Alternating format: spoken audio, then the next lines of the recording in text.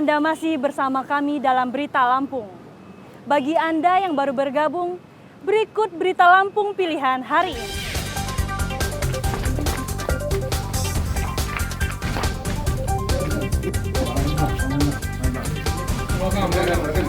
Seorang bapak dan dua anaknya di Jati Agung, Lampung Selatan ditangkap polisi karena mencuri mobil di supermarket. Kamu siapa namanya? Hah? Kamu gimana nanamnya? Kamu lempar aja. Seorang petani sayuran di Lampung Selatan ditangkap polisi karena menyambi menanam ganja di ladang.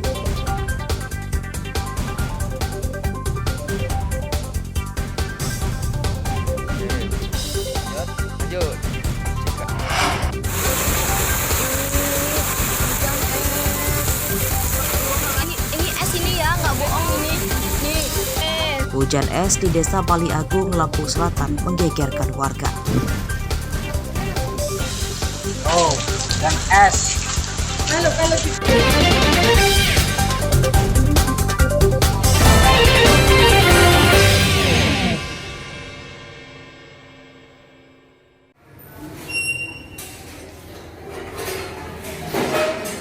Pria berambut gondrong bernama Jumadi ini berusaha menghindari sorotan kamera wartawan saat digelandang ke Mapolres Lampung Utara Rabu siang. Pria warga Desa Bumi Raya, Kecamatan Lampung Selatan, Lampung Utara ini ditangkap polisi karena menipu seorang pelamar kerja. Jumadi menjanjikan korban masuk kerja di perusahaan BUMN pengelola jalan tol. Korban diminta menyerahkan berkas lamaran serta uang 30 juta rupiah jika ingin diterima sebagai karyawan di perusahaan BUMN itu. Jumadi akhirnya dilaporkan ke polisi setelah menghilang usai menerima uang korban 29 juta rupiah. Kalau saya kan nggak ingat berapa jumlah uang total itu karena saya kan sudah lama kejadian itu Pak ya. Cuman kalau di laporan dia itu 24.900. Itu janjian kerja di mana? Di tol Pak. Sebagai apa di tol? Sebagai karyawan Pak.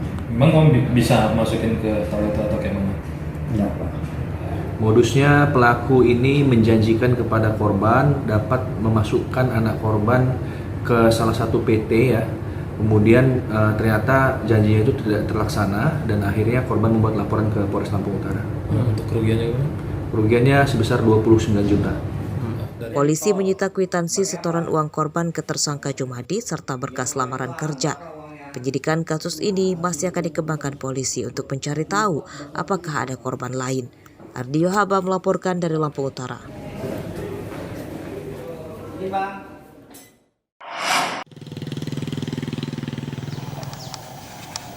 Polisi sektor Banjaragung Tulang Bawang Rabu siang menggelar olah TKP pembegalan motor yang dialami seorang santriwati yang sedang membonceng istri pengasuh pondok pesantren. Korban bernama Yufi Septiana. Motornya dibegal di jalan sepi di tengah perkebunan karet di Desa Tritunggal Jaya, Kecamatan Banjarmargo. Lokasi pembegalan berjarak 300 meter dari pondok pesantren.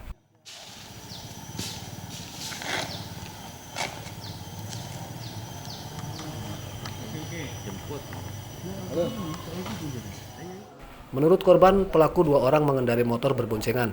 Keduanya menghentikan laju kendaraan korban di jalan sepi. Mereka menodong korban dengan senjata tajam dan merampas motor korban. di bawah Pak ini. Berhenti. Terus saya berhenti tapi tetap hidup motor saya. Terus berhenti, ceritanya kasihin motornya, turun kamu, kalau nggak saya tebas kamu. Terus saya bilang, ya udah, saya langsung kasihin aja motornya. Terus dia langsung putar balik ke arah Tuga aja. Terus udah. Berapa orang? 2 orang. Ciri-cirinya? Cirinya satunya tinggi anaknya, satunya nggak terlalu tinggi tapi kurus. Pakai jaket, pakai kerukupan masker kayak gitu, maskernya warna hitam. Korban memberikan keterangan ciri-ciri fisik para pelaku ke polisi. Kasus pembegalan motor masih dalam penyelidikan polisi. Mustaqim melaporkan dari Tulang Bawang. Coba tanya, Bang.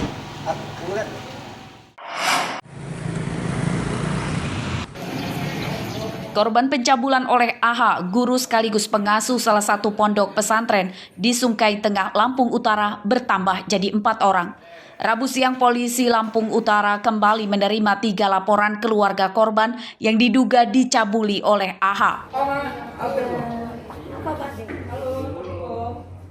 Keempat korban adalah santriwati berusia di bawah umur. Mereka mengaku mendapat perlakuan tidak senonoh dari AH di lingkungan pondok pesantren. Untuk korban sendiri semuanya itu di bawah usia ataupun di bawah umur. Dan saat ini Polres Lampung Utara masih melakukan penyelidikan, pemberkasan dan pengumpulan barang bukti. Untuk pelaku masih dilakukan penyelidikan.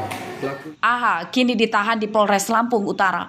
Menyusul ditangkapnya AH, aktivitas belajar mengajar di pondok pesantren lumpuh total. Lebih dari 50 santri dipulangkan ke orang tuanya dan para guru juga tidak lagi ada yang tinggal di pondok pesantren ini. Ardio Haba melaporkan dari Lampung Utara.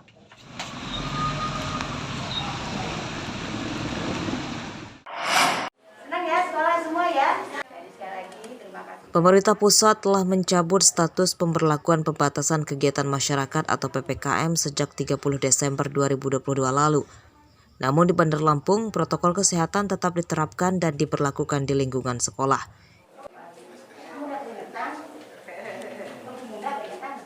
Imbauan penerapan protokol kesehatan ini disampaikan pengamat pendidikan Universitas Lampung, Muhammad Toha Sampurna, pada Rabu siang. Protokol kesehatan seperti memakai masker dan mencuci tangan dinilai sebagai cara mudah untuk mencegah penularan penyakit. Terlebih di musim hujan saat ini, penyakit flu marak dan mudah menular melalui udara. Satu hal yang harus kita pahami juga, dengan masker ini kan akan memberikan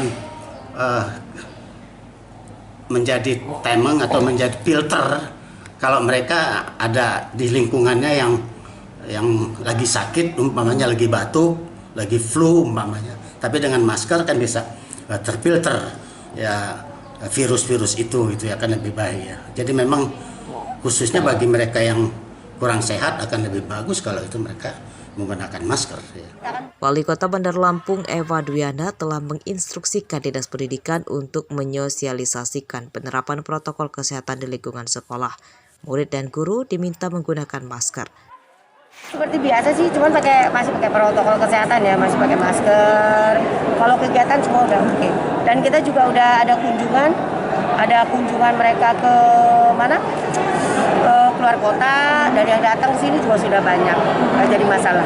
Yang terpenting sudah vaksinnya paling minimal 3. Penerapan protokol kesehatan di lingkungan sekolah Bandar Lampung sifatnya imbauan dan tidak ada sanksi bagi yang tidak menjalankannya. Masyarakat diminta meningkatkan kesadaran untuk menjaga kesehatan, di antaranya menggunakan masker saat keluar rumah dan menjaga kebersihan lingkungan sekitar rumahnya. Jeffrey Arifin melaporkan dari Bandar Lampung.